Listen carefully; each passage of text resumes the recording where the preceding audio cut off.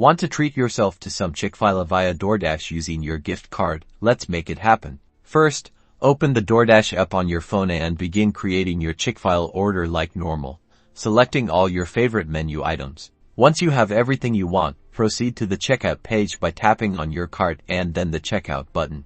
Now, look for the payment method section. You're going to add your Chick-fil-A gift card here, but we have to use a clever workaround. Since Doordash doesn't directly accept Chick-fil-A gift cards, we'll buy a Doordash gift card online using your Chick-fil-A gift card. Head to a gift card retailer website like Card Cash or Raise. Search for a Doordash gift card.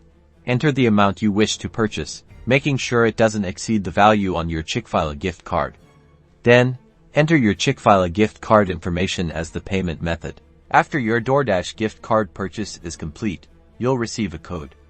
Go back to the Doordash app, and this time, select Add a promo code or gift card. Enter the Doordash gift card code you received. The value of your Doordash gift card will now be applied to your order.